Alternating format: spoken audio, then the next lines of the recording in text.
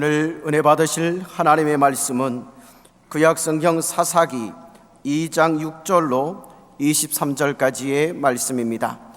구약성경 362면에 있습니다. 봉독합니다.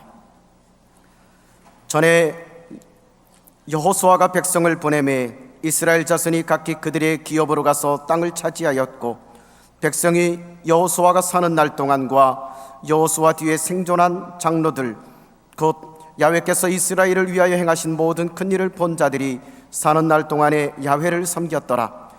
야훼의 종둔의 아들 여호수아가 110세에 죽음에 무리가 그의 기업의 경내 에브라임 산지 가스산 북쪽 딥낫 헤레스의 장사였고, 그 세대의 사람도 다 그 조상들에게로 돌아갔고, 그 후에 일어난 다른 세대는 야훼를 알지 못하며 야훼께서 이스라엘을 위하여 행하신 일도 알지 못하였더라. 이스라엘 자손이 야훼의 목전에 악을 행하여 바알들을 섬기며 애굽 땅에서 그들을 인도하여 내신 그들의 조상들의 하나님 야훼를 버리고 다른 신들 곧 그들의 주위에 있는 백성의 신들을 따라 그들에게 절하여 야훼의 진노케 하였으되, 곧 그들이 야훼를 버리고 바알과 아스다롯을 섬겼으므로 야훼께서 이스라엘에게 진노하사 노략하는 자의 손에 넘겨주사 그들이 노략을 당하게 하시며 또 주위에 있는 모든 대적의 손에 팔아넘기심에 그들이 다시는 대적을 당하지 못하였으며, 그들이 어디로 가든지 야훼의 손이 그들에게 재앙을 내리시니 곧 야훼께서 말씀하신 것과 같고 야훼께서 그들에게 맹세하신 것과 같아서 그들의 괴로움이 심하였더라. 야훼께서 사사들을 세우사 노략자의 손에서 그들을 구원하게 하셨으나 그들이 그 사사들에게도 순종하지 아니하고 오히려 다른 신들을 따라가 음행하며 그들에게 절하고 야훼의 명령을 순종하던 그들의 조상들이 행하던 길에서 속히 치우쳐 떠나서 그와 같이 행하지 아니하였더라. 야훼께서 그들을 위하여 사사들을 세우실 때에는 그 사사와 함께 하셨고, 그 사사가 사는 날 동안에는 야훼께서 그들을 대적의 손에서 구원하셨으니 이는 그들이 대적에게 압박과 괴롭게 함을 받아 슬피 부르짖음으로 야훼께서 뜻을 돌이키셨음이거늘, 그 사사가 죽은 후에는 그들이 돌이켜 그들의 조상들보다 더욱 타락하여 다른 신들을 따라 섬기며 그들에게 절하고 그들의 행위와 배역한 길을 그치지 아니하였으므로 야훼께서 이스라엘에게 진노하여 이르시되, 이 백성이 내가 그들의 조상들에게 명령한 언약을 어기고 나의 목소리를 순종하지 아니하였은즉 나도 여호수아가 죽을 때에 남겨둔 이방 민족들을 다시는 그들 앞에서 하나도 쫓아내지 아니하리니, 이는 이스라엘이 그들의 조상들이 지킨 것 같이 나 야훼의 도를 지켜 행하나 아니하나 그들을 시험하려 함이라 하심이라. 야훼께서 그 이방 민족들을 머물러 두사 그들을 속히 쫓아내지 아니하셨으며 여호수아의 손에 넘겨주지 아니하셨더라. 아멘. 오늘 사사기 2장 말씀에 근거해서 사사기의 악순환을 경계하라, 이런 제목으로 하나님 말씀을 나누고 우리 기도하겠습니다. 사랑하는 성도 여러분, 오늘날 우리는 이기주의가 팽배한 시대 속에 살고 있기 때문에 공동체 의식, 역사 의식, 이런 것에 많은 문제가 있습니다. 자기 혼자 세상에 태어나서 홀로 사는 사람은 아무도 없습니다. 그런데도 개인주의는 나밖에 모르고 나만 좋으면 그만이다, 주변에 아무 신경을 안 쓰려고 하지만 엄연한 진실은 이것이니 우리는 항상 공동체, 그것이 가족이든 어떤 사회든 교회든 공동체에 속한 일부이고, 우리의 이 모든 현재는 과거의 유산 위에 세워져 있다는 겁니다. 그래서 우리에게는 선진들, 우리보다 먼저 살아간 자들에 대한 감사, 동시대 사람들에 대한 애정, 그리고 후세의 사람들에 대한 책임감이 있어야 하는 겁니다. 이스라엘이라는 구약의 선민도 하늘에서 뚝 떨어진 민족이 아니었습니다. 그들의 시조는 아브라함이라고 하는 족장입니다.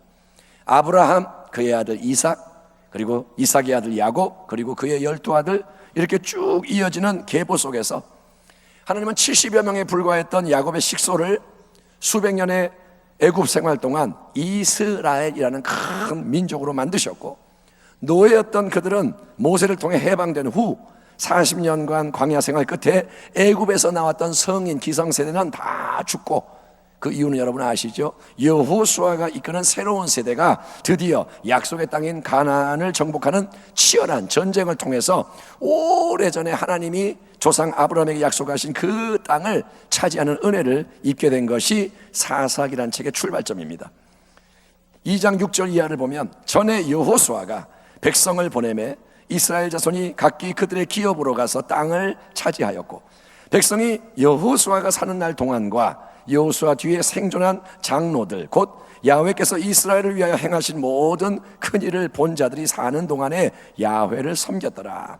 야훼의 종 눈의 아들 여호수아가 110세의 죽음에 무리가 그의 기업의 경내 에브라임 산지 가스산 북쪽 딥낫 헤레스에 장사하였고 그 세대의 사람도 다 그 조상들에게로 돌아갔고 그 후에 일어난 다른 세대는 야훼를 알지 못하며 야훼께서 이스라엘을 위하여 행하신 일도 알지 못하였더라 라고 기록되어 있습니다.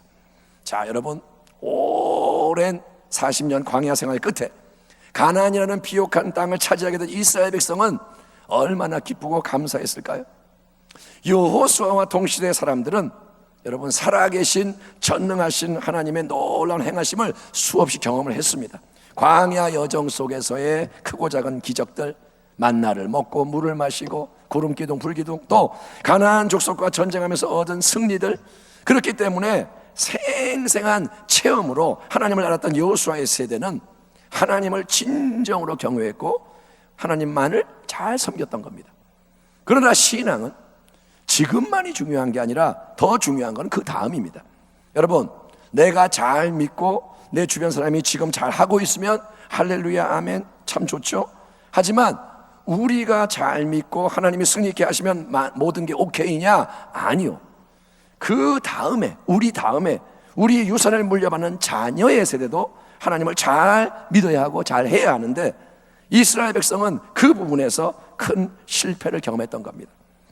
하나님의 종 여호수아는 110세의 나이에 이제 죽어 장사가 되고 그 후에는 여호수아와 동고동락했던 장로들이 이스라엘을 지도했습니다. 그때까지도 온 백성에게는 아직 아무 문제가 없었습니다. 아니, 솔직히 말하면 문제가 없었다가 아니라 그렇게 보인 거죠.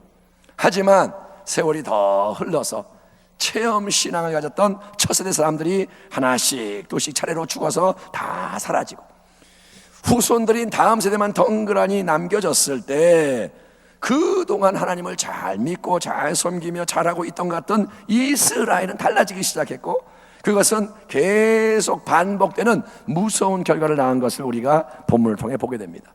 10절 이하를 보면 그 세대의 사람도 다 그 조상들에게로 돌아갔고 무슨 말이냐? 죽었고 그 후에 일어난 다른 세대는 야훼를 알지 못하며 야훼께서 이스라엘을 위해 행하신 일도 알지 못하였더라. 이스라엘 자손이 야훼의 목전에 악을 행하여 바알들을 섬기며 애굽 땅에서 그들을 인도하여 내신 그들의 조상들의 하나님 야훼를 버리고 다른 신들 곧 그들의 주위에 있는 백성의 신들을 따라 그들에게 절하여 야훼를 진노하시게 하였으되 곧 그들이 야훼를 버리고 바알과 아스다롯을 섬겼으므로. 다시 한번 강조하지만 신앙, 우리의 신앙에서 결정적으로 중요한 요소는 살아계신 하나님에 대한 실존적인 나의 체험인 거예요. 아멘. 아멘 하시기 바랍니다. 아멘. 예, 뭐가 중요하냐? 여러분의 아멘이 중요한 거예요. 예, 옆에 사람이 아멘 하는 거는 그 사람 아멘이고 중요한 건 실존적인 나의 체험을 말하는 거예요. 분명히 여호수아와 그의 시대, 그 시대의 리더들은 하나님을 경외했기 때문에 자식들에게 신앙 전수를 하려는 노력을 기울였을 겁니다. 왜냐하면 그것은 하나님이 이스라엘에게 주신 가장 중요한 명령 중 하나였기 때문입니다. 이스라엘에 들으라, 우리 하나님 야훼는 오직 유일한 야훼시니 너는 마음을 다하고 뜻을 다하고 힘을 다하여 네 하나님 야훼를 사랑하라. 오늘 내가 네게 명하는 이 말씀을 너는 마음에 새기고 네 자녀에게 부지런히 가르치며 집에 앉았을 때든지 길을 갈 때든지 누워있을 때든지 일어날 때든지 이 말씀을 강론할 것이며 너는 또 그것을 내 손목에 매어 기호를 삼으며 내 미간에 붙여 표로 삼고 또 내 집 문설주와 바깥문에 기록할지니라. 이 하나님 명령에 의하면 여러분 믿음의 백성은 하나님의 말씀을 첫째 자기 마음에 새길 뿐 아니라 둘째 그 말씀을 손목에 기호, 미간에 표, 집 문설주와 바깥문 사방에 걸어두고 말씀으로 사방을 도배하고 셋째 앉으나 서나 누우나 걸으나 항상 말씀을 강론해서 자녀들에게 가르쳐야 하는 것이 사명인 거예요. 우리는 흔히 전도, 선교 이런 말을 들으면 집 바깥에 있는 모르는 이웃들 아니면 저 먼 나라에 있는 타 종족에게 복음을 전하는 것만을 연상하지만 가장 중요한 전도, 가장 중요한 선교의 현장은 가정이고 그 전도의 대상은 우리의 자녀들인 셈인 거예요. 아멘. 여러분 정신이 번뜩 들어야 되는 거예요. 전도하러 나가야지. 엄마는 맨날 전도지 들고 밖에 나가 전도하러. 그런데 제일 중요한 전도 대상이 누구냐? 내 자녀라는 거예요. 이 점을 주목하세요. 분명히 여호수아 동시대 장로들은 신명기 6장의 그 유명한 명령대로 자신의 자녀들에게 하나님 말씀을 열심히 가르치고 강론했고, 그렇기 때문에 그들이 살아있는 동안에는 자녀들이 하나님을 잘 믿는 것처럼, 하나님을 잘 섬기는 것처럼 보였습니다. 왜? 가정에 또 나라의 권위자들이 딱 버티고 서서 이끌고 있었기 때문에. 아빠가 말합니다. 얘야 이리 와라, 오늘 하나님 말씀을 들어라. 얘야 이리 와라, 예배 드릴 시간이다. 예, 또 리더가 부르고 여호수아가 부르고 이러니까 그때는 다 하나님 믿어요.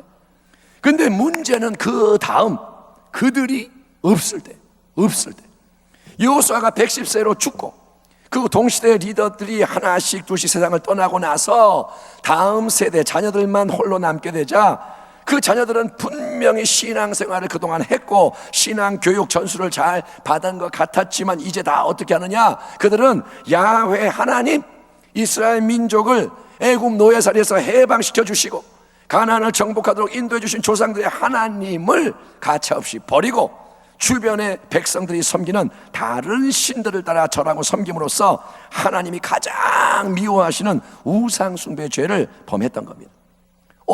어째서 여러분 이런 비극이 일어났을까요? 어떻게 부모 세대가 사라지자마자 그렇게 악한 일이 일어날까요? 그 이유는 본문 10절에 이렇게 기록되어 있습니다. 그 세대의 사람도 다 그 조상들에게로 돌아갔고 그 후에 일어난 다른 세대는 야훼를 알지 못하며 야훼께서 이스라엘을 위하여 행하신 일도 알지 못하였더라. 한번 따라합시다. 알지 못했다. 그게 문제라는 거예요. 몰랐다는 거예요. 몰랐다. 여러분, 단지 머리로 아는 지식적인 형식적인 신앙은 아무 힘이 없고 유혹과 핍박이 오면 와르르 무너질 수밖에 없는 겁니다. 이 이스라엘의 다음 세대가 그런 경우였고요. 심각한 위험한 문제는 이게 또한 우리나라 한국교회와 가정의 현실이라는 거예요. 이게 딴 나라 얘기가 아니라 옛날 얘기가 아니라 성경의 그냥 이야기가 아니라 이게 바로 우리의 지금 당면한 문제라는 겁니다. 보십시오. 우리의 할아버지 할머니 그리고 우리의 부모 세대, 저의 부모님 이제 70세 넘으셨고 그런 부모님 세대는 많은 게 부족했지만 어려웠지만 신앙에 목숨을 걸었고 하나님의 큰 역사를 경험했습니다. 여러분, 옛날에 우리 권사님들 계시지만 그분들이 믿을 때 지금처럼 풍족했나요? 아니요. 가난했고 많이 여러 가지 부족했고, 그런데 하나님만 바라보는 거예요. 옛날 얘기 들어보면 눈물 나는 얘기 많잖아요. 맨날 애기 들쳐업고 셋이 넷이 끌고 교회 와서 찬양하고 예배드리고 전도 나가고. 여러분, 그들에 비하면 오늘날 우리의 신앙은 많이 세련되지고 멋져 보여도 신앙의 야성, 열정이 심히 부족한 거예요.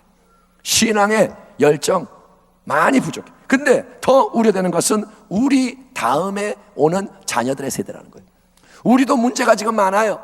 참되게 안 믿어요. 그런데 더 우려되는 건 다음 세대. 우리나라 여러분 청소년의 복음화율이 3%대라는 것을 알고 계십니까? 이 말은 뭐냐? 100명의 청소년이 있다면 그 중에서 고작 3명 정도만이 예수를 믿는 상황이라는 거예요. 중학생, 고등학생 100명이 모여있으면 3명이 예수 믿어요. 대학생도 그보다 못하고 이게 수년째 이렇습니다.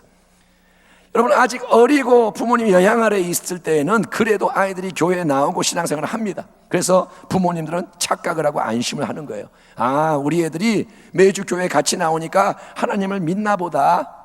나처럼 열심히는 안 해도 나름 신앙이 있으니까 교회 나가는 거지. 그러니까 때가 되면 하나님이 더 변화시켜 주시겠지. 지금은 얘가 기도도 별로 안 하고 말씀도 잘 모르지만 언젠가는 신앙이 더 좋아지겠지, 더 뜨거워지겠지, 언젠가는 성령 충만 받겠지. 근데 문제는 여러분, 이제 이 자녀들이 부모의 영향력을 떠나서 홀로 세상 속으로 들어갈 때, 그게 언제냐?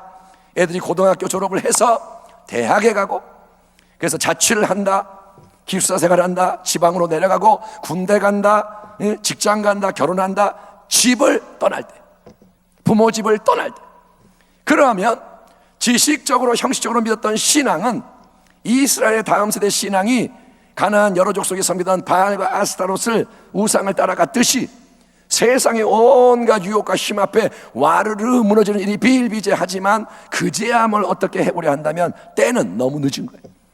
자녀가 이제 집을 떠났는데 예수를 막 안 믿으려 그래. 그때 부모가 뭘 해보려 그러면 너무 많이 늦었어요. 그래서 우리는 여러분, 자녀들이 최대한 어릴 때 마음이 활짝 열려 있을 때부터, 아멘, 귀향이면 영아부 때부터, 아멘, 제일 어려 엄마 품에 안겨 젖을 먹을 때부터, 그때부터 체험적인 생명의 신앙을 전수해야 하는 것입니다. 이게 뭐냐? 사명이라는 거예요. 예, 애 그냥 뭐 튼튼하게 잘 먹고 잘 크고 이쁘고 이게 중요한 게 아니라 뭘 집어넣어야 하느냐? 생명의 신앙을 보여줘야 하는 겁니다. 아브라함의 하나님이 이삭의 하나님이 되고 이삭의 하나님이 야곱의 하나님이 되어질 때만 하나님의 놀라운 역사가 가정과 가문 속에 흐르고 나라와 민족 사회가 강성해질 수 있는 겁니다. 할아버지가 만난 전능하신 하나님, 할아버지가 하나님 만났어요, 아브라함이. 그랬더니 그 하나님이 부모에게도 이삭에게도 살아계신 하나님이 되시고, 이삭도 하나님과 대화하고, 또 부모님에게 역사하신 놀라운 하나님이 나에게 역사하시는 나의 하나님이 되고, 또 내 자녀를 새롭게 하는 자녀의 하나님이 되기 위해서, 그게 필요한데, 그러기 위해서는 여러분 성령 충만의 은혜가 반드시 필요한 줄 믿습니다.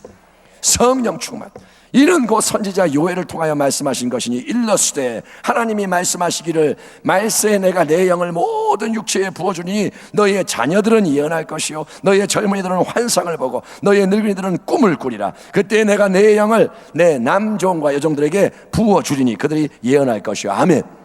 아멘. 성령님이 임하셔야 돼요. 성령님은 남녀노소 빈부귀천 인종문화 등 모든 경계와 계층을 초월해서 임하시고 역사하시는 하나님의 거룩한 영인 줄 믿습니다. 이 자리에 파키스탄 형제들이 앉아있는데 저들이 여기 앉아있는 게 문제가 안 되는 것은 성령님은 초월해서 역사하시는 거예요. 아멘. 예, 그 영, 하나님의 영, 세상의 영이 아니라 악한 영이 아니라 거룩한 하나님의 영으로 충만함과 인도함을 받을 때 우리는 예수님 안에서 예수님 때문에 하나님과 그분의 진리 말씀을 체험적으로 인격적으로 알게 되고 세상과 죄와 질병과 저주와 죽음과 지옥과 마귀를 이기는, 우리가 지난주에 나눈 말씀처럼 승리하는 참된 신앙을 얻게 되는 것이니, 사랑하는 성도 여러분, 우리 모두에게 또 우리의 가정과 교회 속에 성령님의 새 역사가 넘쳐나기를 축원합니다.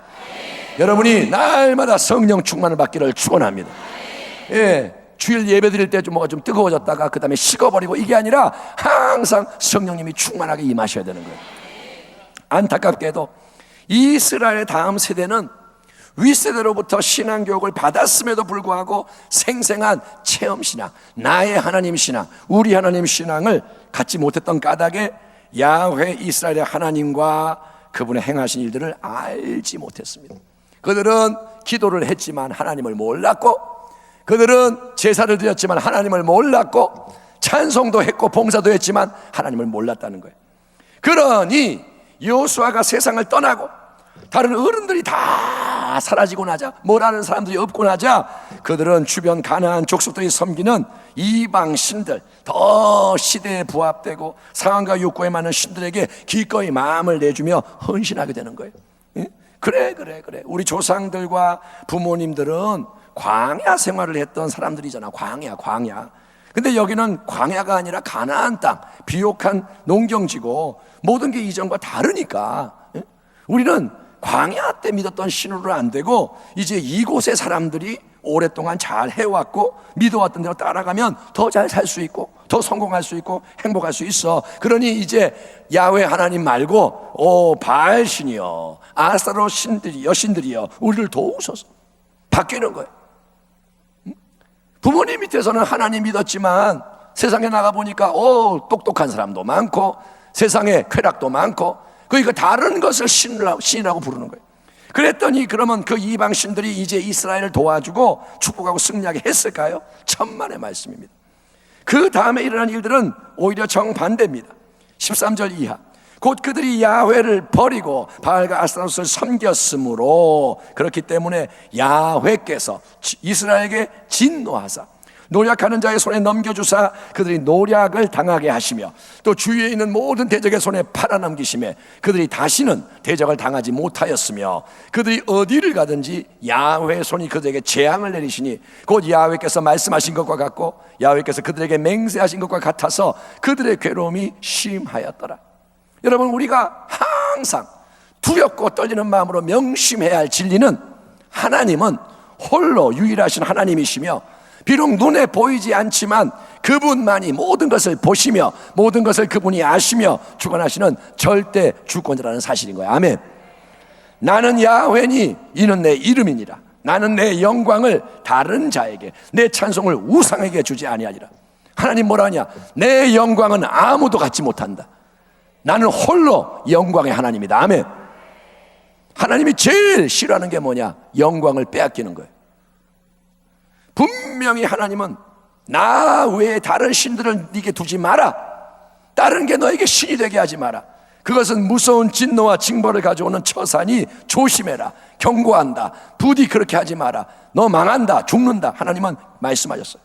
우리는 사랑의 하나님, 은혜의 하나님을 자주 언급하며 하나님을 쉽게 생각하는 경향이 있습니다. 하나님 앞에 나올 때 두려움이 없어요. 그냥 죄 지면서도 나쁜 짓 해놓고도 하나님 사랑해요. 예배 드리면 다 된 줄 알고. 여러분, 하나님 앞에 정말 우리의 태도를 돌아봐야 됩니다. 구약은 구약이고 신약은 신약이니까 신약은 아무렇게나 되나요? 아니요, 여러분. 근데 오늘 본문을 보시면 하나님은 그분의 준엄한 말씀대로 공의를 행하시는 하나님, 진노하시는 하나님, 심히 두려운 분이심을 깨닫게 되는 거예요. 하나님은 만만하지 않아요, 절대로. 우리는 사람이 나보다 조금 계급이 높고 그 사람이 좀 깐깐하면 두려워해. 여러분, 하나님이 사람만 못한가요? 당신은 누구를 두려워합니까? 근데 하나님이 그 사람보다 못한 분이에요. 만약에 보세요, 부인이, 내 아내가 다른 남자들과 불륜을 저지르는데도 그래 여보, 당신이 그 사람들에게 지금 막 끌리는구나. 상황이 그런 거구나. 어쩔 수 없지, 여보 잘해봐. 당신이 사랑하면 사랑해야지 뭐. 가만히 그렇게 말할 남편이 어디 있습니까? 예? 만약에 관계가 깨져서 아내를 미워하면 몰라도 내가 아내에 대한 정상적인 사랑의 마음이 있는데 여보 막 끌리면 가봐, 해봐, 마음대로 해. 그런 남편이 어디 있냐 이거예요. 이스라엘 백성이 언약을 맺었습니다. 하나님과 언약을 맺었습니다. 아멘. 영적으로 결혼을 한 겁니다. 그런데 그 하나님, 자기가 유일하게 섬기는 하나님을 버리고 바알 아스타롯 주변 민족의 잡신을 섬기는 행위는 영적으로 이런 음란의 간음의 행위이고 하나님은 이에 대해 너무나도 진노하시며 엄중히 징계하시는 거예요. 하나님은 징계하십니다. 하나님은 그런 거 좋아서 오냐 하시는 분 절대 아니라는 거예요. 잘 들으십시오. 여러분이 하나님을 지금 믿는데 여러분은 영적 간음의 현장에 있지는 않습니까? 육적인 간음 말고 영적으로 하나님 외에 다른 것을 사랑하고 의지하지 않습니까? 똑같은 가나안 신들을 섬기면 가나안 민족들이 자기 편이 된, 같은 편이 된 이스라엘에게 잘 해줘야 하는 거 아닙니까? 니네가 야훼를 이제 안 섬기고 바알과 아스타롯을 섬기냐? 그럼 우리 똑같으니까 우리 그래 같은 편이다, 우리 잘 지내자, 이래야 되는 거 아니냐고요. 하지만 이스라엘은 그러니까 어떻게 되냐? 노략을 당하고 그들은 대적들에게 압제를 받게 되는 거예요. 애당초 이스라엘이 가나안 민족과 싸워서 그 땅을 차지할 수 있었던 이유도 그들이 스스로 강해서 잘해서가 아니라 하나님이, 야훼 하나님이 함께 하시며 야훼 하나님이 싸워주셨기 때문인 줄 믿습니다. 하나님이 하신 거예요. 하나님의 크고 강한 손이 역사하실 때, 전능자의 손이 움직일 때, 아멘. 그때 천하의 바로왕도 꼼짝 못했고 광야의 아말렉 족속도 무너졌고 가나안의 여러 강한 민족도 이스라엘 앞에서 패망했던 거예요. 이스라엘이 나아갈 때 왜 무너지느냐? 하나님이 앞서가시는 거예요. 그런데 이제 이스라엘이 그 하나님께 등을 돌리고 우상들을 섬기는 언약 파기자가 되자 진노하신 하나님은 그 권능의 손으로 가나안 족속을 치시는 게 아니라 자기 백성에게 친히 재앙을 내리시되 그들이 어디로 가든지 그리하심으로 괴로움이 극심하게 만드십니다. 하나님은 편재, 무소부재, 이 땅과 우주 가운데 안 계신 곳이 없는 분. 여러분, 그러니 하나님을 피할 곳은 어디에도 없는데, 당신이 산 꼭대기에 올라가도 하나님 계시고, 바닷속 깊이 들어가도 하나님 계시고, 당신이 저 먼 섬 외딴 섬 무인도에 가도 거기 하나님 계시고, 우주의 어떤 별에 가도 거기 하나님 계시고. 그런데 여러분, 그 전능하신 하나님의 손이 계속 따라오면서 누른다면 그 곤경은 얼마나 무서운 건가요? 하나님이 나를 대적하시면 얼마나 무서운 건가요? 그렇지만 하나님이 자기의 불충하는 백성을 주변 대적들을 통해 압제하시고 노략당하게 하시는 이 재앙은 진노의 표현인 동시에 크신 사랑의 역사인 것을 믿으시길 바랍니다. 여러분, 자식이 말을 안 듣고 망할 길을 갈 때 매를 들어 내려치는 부모의 심정은 하나님의 마음에 대한 비유일 수 있는 거예요. 부모가 자식을 때리고 싶지 않지요. 근데 안 되겠다 싶으면 매를 드는 거예요. 다리 몽둥이 부러뜨리는 거예요. 예, 때려서라도 바로 잡아야 되고, 예? 살려서 잘 되게 하는 것은 미움이 아니라 사랑인 겁니다. 엄마 아빠 왜 때려? 나 미워해? 아니, 사랑해. 때리는 거예요. 여러분, 예레미야 선지자를 통해 하나님은 이렇게 말씀하십니다. 야훼의 말씀이니라. 너희를 향한 나의 생각을 내가 안 하니 평안이요 재앙이 아니니라. 너희에게 미래와 희망을 주는 것이니라. 너희가 내게 부르짖으며 내게 와서 기도하면 내가 너희의 기도를 들을 것이요 너희가 온 마음으로 나를 구하면 나를 찾을 것이요 나를 만나리라. 아멘. 이 말씀이 오늘 여러분에게 새로운 소망의 이유와 근거가 되기를 주의 이름으로 축원합니다. 하나님을 찾으세요. 미적지근하게 있지 말고 하나님 살려주세요. 찾으시라는 거예요. 과연 이 말씀대로 하나님은 이스라엘 백성이 부르짖을 때, 하나님을 향해 고통스러운 신음과 간구가 막 올려질 때 뜻을 돌이키시고 구원의 새 역사를 베푸시는 겁니다. 2장 16절 18절 말씀을 보겠습니다. 야훼께서 사사들을 세우사 노략자의 손에서 그들을 구원하게 하셨으나, 18절, 야훼께서 그들을 위하여 사사들을 세우실 때에는 그 사사와 함께 하셨고 그 사사가 사는 날 동안에는 야훼께서 그들을 대적의 손에서 구원하셨으니 이는 그들이 대적에게 압박과 괴롭게 함을 받아 슬피 부르짖음으로 야훼께서 뜻을 돌이키셨음이거늘. 여러분, 하나님과 우리의 관계는 딱 고정되어 있는 기계적인 관계가 아니라 태도와 행동이 상호간에 영향을 미치는 인격적인 관계라는 거예요. 아멘. 저와 이 마이크의 관계는 기계적인 관계. 마이크는 항상 여기 있고 저는 여기서 마이크를 사용할 뿐. 근데 하나님과 우리의 관계는 기계적인 관계가 아니라 쌍방이 영향을 주는 인격적인 관계라는 거예요. 그래서 우리의 태도와 우리의 행동이 바뀔 때 하나님도 화가 변하여 복이 되고 위기가 변하여 기회가 되는 새 역사를 허락하시는 줄 믿습니다. 주변의 대적들이 침공해서 막 이스라엘을 노략하며 압제함으로 고통이 극심해지자 문매를 맞는 이스라엘 백성은 슬피 부르짖으며 다시 하나님을 찾게 되는 거예요. 그동안 하나님 안 보고 딴 데 보고 딴 데 가던 이스라엘이 다시 하나님 바라보며 부르짖는 거예요. 그걸 이 돌이킴을 표현하는 말이 바로 뭐냐? 회개라는 겁니다. 아멘. 예, 그때 침례 요한이 이르러 유대 광야에서 전파하여 말하되 회개하라 천국이 가까이 왔느니라 하였으니, 이때로부터 예수께서 비로소 전파하여 이르시되 회개하라 천국이 가까이 왔느니라 하시더라. 아멘. 한번 따라합시다. 회개하라 천국이 가까이 왔느니라. 이 말은 뭐냐? 하늘나라에 들어가려면 회개해야 한다는 거예요. 우리 삶에서 여러분 지긋지긋한 그 어둠이 떠나가고, 그 어둠이 질병이든 가난이든 어떤 불화든 이 어둠이 떠나가고 빛이신 하나님이 함께 하시고 다스리시는 천국의 새 역사가 일어나기 위해서는 항상 가장 먼저 절실히 필요한 것이 바로 회개라는 거예요. 회개 없이는 새로움이 없습니다. 회개는 뭐냐? 잘못한 것을 첫째 깨닫는 거예요. 첫째 깨닫고, 둘째 잘못한 것을 정직하게 고백하고, 셋째 하나님의 용서를 구하고, 넷째 다시 그렇게 안 하겠습니다 결단하고, 다섯째 그렇게 할 수 있는 도움을 하나님께 구하는 것입니다. 아멘. 그러니까 뭐냐? 이런 거예요. 아, 이게 하나님 앞에서 큰 잘못이고 범죄로구나. 내가 누구를 맨날 험담했는데 그게 맨날 재밌었는데 어느 날 이게 하나님 앞에서 범죄구나 깨달았어요. 그래서 하나님 잘못했습니다, 용서해 주세요, 예수님의 보혈로 씻어주세요, 이제 안 하겠습니다. 아멘. 그냥 씻어주세요가 아니라 그 다음에 이제 안 하겠습니다, 구습을 끊겠습니다, 악한 거 버리겠습니다, 그러나 내 힘으로는 안 되니 도와주세요. 도와주세요. 은혜로 역사해 주세요. 이게 회개의 본질적인 요소라는 거예요. 아멘. 이스라엘의 다음 세대는 대적에게 무서운 압박을 받고 괴롭힘을 당해서 견딜 수 없게 되자 슬피 부르짖었어요. 통곡하며 찾는 거예요. 하나님, 그 회개가 여러분 진정한 회개였느냐? 미리 답을 알려드리자면 아니요.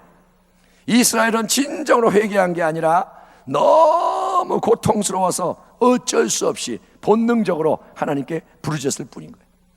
비유로 하면 이런 거예요.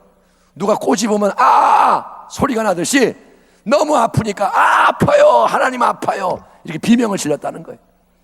그런데도 이게 참 감사한 부분입니다. 우리 하나님은 마치 자식이 속은 안 그러면서도 울면서 잘못했어요, 한 번만 용서해 주세요, 봐주세요 하면 부모가 손에 들었던 매를 놓고 안아주는 것처럼, 여러분 그렇지 않아요?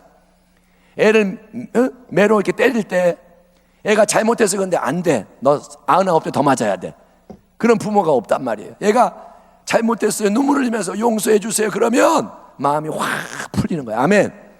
미안해지는 거예요. 같이 우는 거예요. 그런 것처럼 여러분, 하나님은 자기 백성의 슬픔 어린 큰 부르짖음을 들으실 때 즉시 뜻을 돌이키시고 자기 백성을 이방 세력들의 압제로부터 구원하는 역할을 담당했던 사사를 세우셔서 전쟁에서 승리하게 하시고 자유와 해방을 선물해 주신 줄 믿습니다. 자, 여기서 모든 게 끝나면 이야기가 얼마나 아름답고 좋겠습니까? 야, 이렇게 끝난다, 얼마나 좋. 하지만 반역한 백성에게 하나님이 보응을 강하시고 백성이 하나님께 고통 가운데 회개하면 사사를 통한 구원을 하나님이 베푸시는 이 일은 사사기라는 책 안에서 딱 한 번만 나오는 게 아니라 여러분 무려 7번 이런 일 같은 일이 여러 세대를 통해 반복되며 이스라엘은 점점 더 타락하고 악해져 가는 게 사사기의 비극인 거예요. 사사기를 한번 쭉 읽어보시면 삼손도 나오고 기드온도 나오고 다 뭐냐?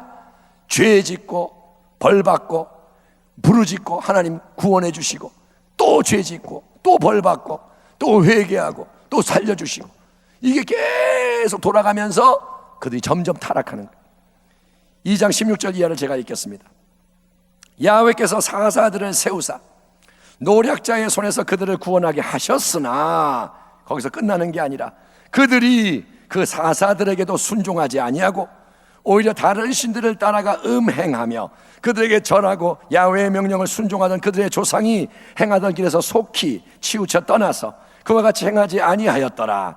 야훼께서 그들을 위하여 사사들을 세우실 때에는 그 사사와 함께 하셨고 그 사사가 사는 날 동안에는 야훼께서 그들을 대적의 손에서 구원하셨으니 이는 그들이 대적에게 압박과 괴롭게 함을 받아 슬피 부르짖음으로 야훼께서 뜻을 돌이키셨음이거늘 그 사사가 죽은 후에는 그들이 돌이켜 그들의 조상들보다 더욱 타락하여 다른 신들을 따라 섬기며 그들에게 절하고 그들의 행위와 패역한 길을 그치지 아니하였으므로 야훼께서 이스라엘에게 진노하여 이르시되 이 백성이 내가 그들의 조상들에게 명령한 언약을 어기고 나의 목소리를 순종하지 아니하였은즉 나도 여호수아가 죽을 때 남겨둔 이방 민족들을 다시는 그들 앞에서 하나도 쫓아내지 아니하리니 이는 이스라엘이 그들의 조상들이 지킨 것 같이 나 야훼의 도를 지켜 행하나 아니하나 그들을 시험하려 함이라 하시니라. 야훼께서 그 이방 민족들을 머물러 두사 그들을 속히 쫓아내지 아니하셨으며 여호수아의 손에 넘겨주지 아니하셨더라. 만약에 하나님이 원하셨더라면 전능하신 하나님은 가나안 땅의 모든 이방 족속을 한 번에 싹 멸하시고 이스라엘에게 완전한 자유와 번영과 승리를 줄 수 있는 거예요. 아멘. 하나님 원하시면 싹 쓸어버릴 수 있어요. 만약에 하나님이 지금 당장 이 땅에서 마귀와 지옥의 역사를 싹 없애버리셔서 더 이상 죄와 저주와 질병과 죽음의 어둠이 전혀 존재하지 않게 만드신다면 우리는 얼마나 편하고 좋을까 생각할 수 있지만 그 일은 여러분 지금 이 땅에서가 아니라 장차 천국 본향에서 이루어지는 줄 믿습니다. 천국 가면 질병이 없어요. 천국 가면 여러분 죽음이 없어요. 아멘. 천국 가면 마귀가 없어요. 지옥은 천국과 달라요. 여러분 천국은 완전한 거. 그러면 왜일까요? 어째서 하나님이 전능하신 분이 우리를 사랑하시지만, 아니면 우리를 사랑하시기 때문에 가나안 민족 원수마귀 대적을 싹 멸하지 않으시고 계속 남겨두셔서 우리가 고난을 당하고 힘겹게 씨름하게 하시는 걸까요? 왜 하나님이 모든 것을 이 순간 다 완전하게 만들지 않냐 이거예요. 그 이유 중에 하나는 본문 22절의 말씀에 나와 있듯이 하나님에게 가장 중요한 것은 우리의 마음 중심이고, 그 마음의 상태를 하나님이 계속 시험하고 점검하시기 때문이라는 거예요. 따라합니다. 하나님은 항상 내 마음을 살피신다. 아멘. 22절을 제가 읽겠습니다. 이는 이스라엘이 그들의 조상들이 지킨 것 같이 나 야훼의 도를 지켜 행하나 아니하나 그들을 시험하려 함이라 하시니라. 하나님은 여러분, 우리가 하나님을 믿되 온전히 그분의 말씀을 행하기를 원하시는 거예요. 아멘. 목사만 그런 게 아니에요. 여러분이 평신도라도 어린아이라도 하나님은 온전히 하나님을 믿기를 바라시는 거예요. 아멘. 예, 환경이 힘들어도 하나님을 믿고 말씀대로 행할 것이냐. 환경이 힘들어져요. 그러면 내 믿음이 바뀔 거냐, 아니면 그대로 믿을 거냐. 사람들이 힘들게 해도 하나님을 믿고 말씀대로 행할 거냐. 병이 걸려도 하나님 믿고 행할 거냐. 가난해져도 하나님 믿고 나갈 거냐. 사는 방법을 바꿀 거냐, 믿음으로 살 거냐. 여러분, 인생의 모든 문제 상황과 관계 속에서 하나님은 우리의 마음 중심과 믿음의 상태를 살펴보시는 거예요. 하나님은 지금도 당신을 보고 계세요. 아멘. 믿음을 보고 계시는 거예요. 사사기의 비극은 이스라엘 백성이 이 하나님의 시험에서 계속 불합격, 실격, 탈락하며 세대가 바뀔수록 점점 더 하나님께로부터 멀어지는 악한 백성이 되었다는 겁니다. 어려움이 오면 그들은 하나님께 부르짖어 도움을 받아요. 미디안이 나타나면 하나님 도와주세요, 살려주세요, 잘못했어요. 그런데 상황이 달라지고 좀 편해지면, 사사가 구원해주면 그들은 다시 하나님을 버리고 주변의 잡신 우상과 세상을 따라가되 점점 빨리 그렇게 하고 더 마음이 굳어지고 삶이 패역해졌던 겁니다. 왜냐? 그들은 첫째, 진정으로 회개하지 않았고, 회개가 없었어. 둘째, 그 결과 진정으로 하나님을 믿지 않았기 때문입니다. 주여, 우리에게 각성하는 새 마음을 주셔서 사사기의 악순환이 일어나지 않게 도와주시옵소서. 아멘. 우리 기도해야 돼요. 하나님, 이런 일이 일어나지 않게 해주세요. 하나님의 아들이신 예수 그리스도가 우리의 주님이심을 믿습니다. 이 고백의 깊은 진리가 열려지게 하여 주옵소서. 예수님이 주님이신 것을, 예수님이 만왕의 왕인 것을, 예수님이 만주의 주님이신 것을, 아멘, 세상이 주님의 것임을 우리가 알게 하여 주옵소서. 이게 여러분 머리에만 지식으로 있는 게 아니라, 입술로만 주여 주여가 아니라 삶으로 주님을 따르는 참된 주의 종과 성도가 되게 하여 주시옵소서. 그러기 위해 성령님 우리에게 새롭게 충만히 임하셔서 더 회개하고 참되게 믿고 순종하도록 도와주십시오. 특별히 하나님, 우리의 다음 세대, 우리의 자녀들, 그들에게 은총을 베풀어 주시옵소서. 내 자식들 세상적으로만 성공하는 게 아니라 그들이 그보다 먼저 하나님의 성령을 받게 하여 주시옵시고, 그들의 마음과 삶이 깊이 만져져서 큰 변화가 일어나게 하여 주옵소서. 여러분 아세요? 우리 자녀들이 하나님 믿기가 더 어려워요. 왜? 그들이 세상의 이 모든 것에 너무 빠져 있는 거예요. 스마트폰, 문화 너무 악해. 어린아이가 폭력적인 거 계속 보고 음란한 거 보고, 부모님은 몰라요. 걔들은 악한 공기 더 많이 마시고 있어요. 그래서 여러분, 이제 7월 달이 되면 7월 초에, 그게 한 주든 아니면 좀 더 많은 날이든 우리 자녀들을 위해서 작정기도 하려고 합니다. 이 설교를 준비하면서 그래야 한다는 마음을 하나님이 주셨습니다. 그래서 여러분 준비하기 바랍니다. 권사 금식성에 다녀오시고 그 다음에 우리 자녀들을 위해 정말 눈물을 흘리며 기도해야 돼요. 아멘. 당신 눈물 안 흘리잖아요. 지금 기도할 때 자녀 위해 통곡하며 기도 안 하잖아요. 그러니까 여러분 해야 된다는 거예요. 그냥 두면 다 뺏겨요. 다 죽어요. 다 망해요. 그래서 우리 기도해야 됩니다. 오늘 하나님 앞에서 결단하며 간절히 기도하는 모든 분에게 이 땅에서 모든 유혹과 핍박과 시험을 이기고 더욱 하나님의 영광스러운 백성으로 세워지는 축복이 가정에, 자녀에게, 여러분에게 넘쳐나기를 우리의 영원한 사사, 구원자 되시는 예수 그리스도의 이름으로 축원합니다. 아멘. 기도하겠습니다. 하나님 감사합니다. 오늘 하나님의 말씀을 강하게 전하였으니 주여 이 말씀이 축복이 되게 하여 주옵소서. 이제는 때가 되었습니다. 어정쩡한 신앙은 하나님을 영화롭게 할 수 없습니다. 이제 우리에게 성령을 새롭게 부어주셔서 회개하고 참되게 믿으며 예수님만을 중심에 두는 그런 승리하는 신앙으로 나가게 하여 주시옵소서. 나도 승리하고 가정도 승리하고 우리 자녀가 승리하고 교회가 승리하고 이제 우리가 어디를 가든지 주의 움직이는 교회로서 승리하게 하여 주시옵소서. 예수님의 이름으로 감사하며 기도하옵나이다. 아멘.